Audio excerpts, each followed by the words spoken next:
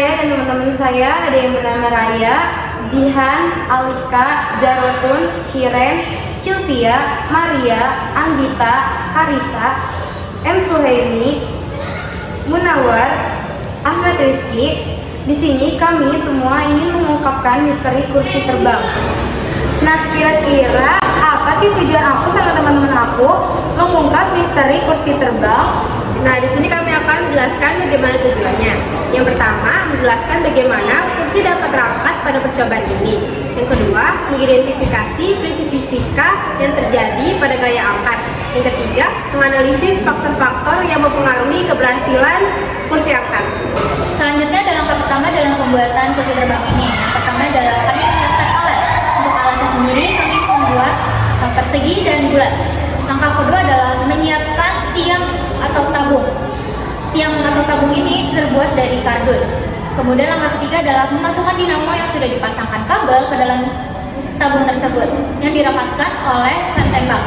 Langkah keempat adalah membuat atap putar untuk bagian atas tabung tersebut. Untuk atap putar ini kami memerlukan 2 buah bulatan kecil yang terbuat dari kardus, yang salah satu bulatan tersebut dilubangi oleh gunting. Kemudian ada lengan yang terbuat dari 3 buah sedotan yang dipotong menjadi 2 dan menjadi 6 bagian. Kemudian kami pasangkan pada antara 2 bulatan tersebut. Ketika sudah jadi, atap putar itu kami pasangkan ke dinamo.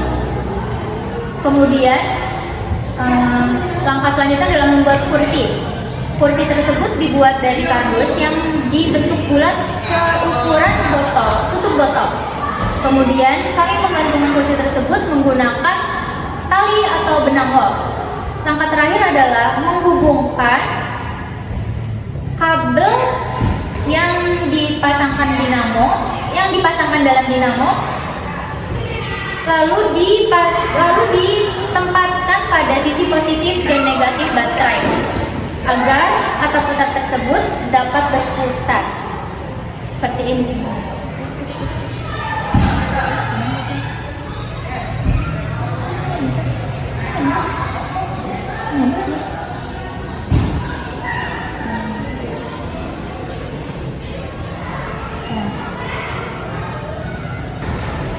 Lalu ada landasan teori dari fenomena kursi terbang. Fenomena kursi terbang dapat dijelaskan menggunakan hukum Newton 2 yang menyatakan kecepatan menjadi ketika gaya total bekerja pada suatu benda. Dalam penulisan sistematis adalah F sama dengan M dikali A.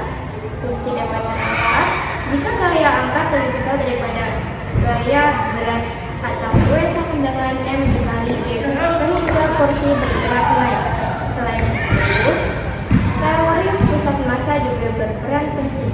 Benda akan lebih mudah terangkat jika gaya diberikan dekat dengan titik pusat massa dan distribusi ulang berada dalam posisi seimbang. Ketika keseimbangan tercapai, hanya diperlukan gaya relatif kecil untuk mengubah posisi benda, termasuk mengangkat kursi.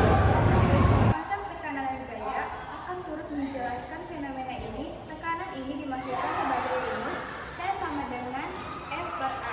Jika gaya diberikan secara bersama-sama oleh beberapa orang, gaya total meningkat sehingga mampu mengatasi berat kursi.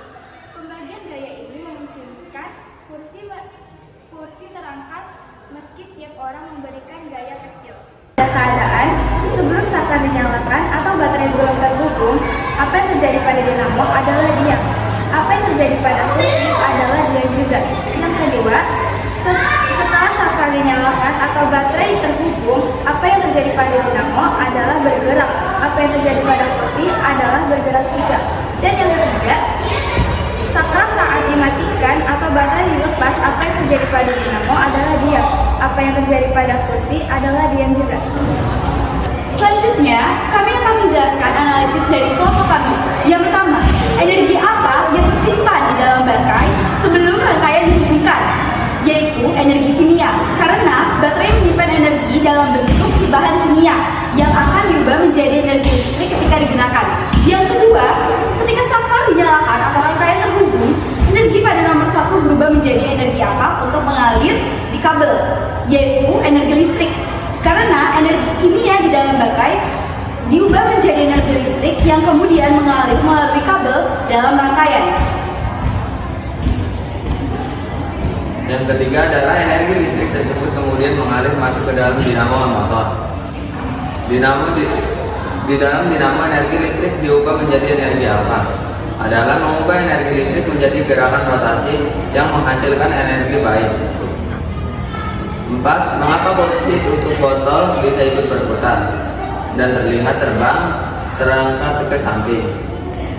Karena kursi tutup botol terpasang dan ikut berputar bersama poros dinamo yang bergerak, dan jika terlihat terbang terangkat, hal ini disebabkan oleh gaya signifikan, gaya yang arahnya menjalani pusat putaran saat benda berputar dengan kecepatan kencang atau tinggi.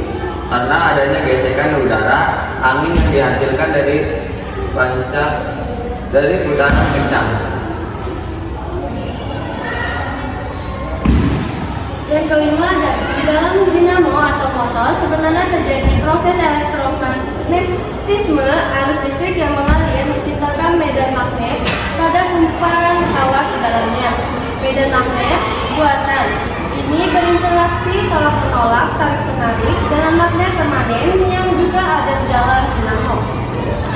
Interaksi inilah yang memaksakan untuk terus berputar. Menurutmu, jika kutub baterai positif dan negatif yang terhubung ke dinamo kita balik, apa yang akan terjadi pada putaran kursi terbang? Yaitu arus putaran kursi terbang akan terbalik berlawanan arah karena interaksi gaya tarik-tarik menolak antara permainan dan model upgrade. Komponen balik, maka arah gaya yang menyebabkan dinamo berputar kursi juga akan berbalik sehingga arah dinamo motor akan berlawanan dari sebelumnya. Kursi terbang bekerja berdasarkan prinsip fisika, yaitu hukum gerak Newton dan hukum Bernoulli. Prinsip kerja objek harus menghasilkan gaya angkat lebih besar dari gaya berat. Sumber gaya dihasilkan dari aksi reaksi. Jadi kesimpulan dari praktek ini yaitu kursi terbang bekerja berdasarkan prinsip fisika, hukum mekanika. Prinsip berarti objek harus menghasilkan gaya angkat lebih besar dari berat, dan sumber gaya dihasilkan dari aksi reaksi, yaitu mendorong udara hukum berbeda dan atau perbedaan di tanda udara atau sayap hukum Bernoulli. Rahasia kenaikan itu sederhana. Dorongan, aksi dan reaksi secara matematis membuktikan bahwa gaya angkat kuat membutuhkan gaya berat.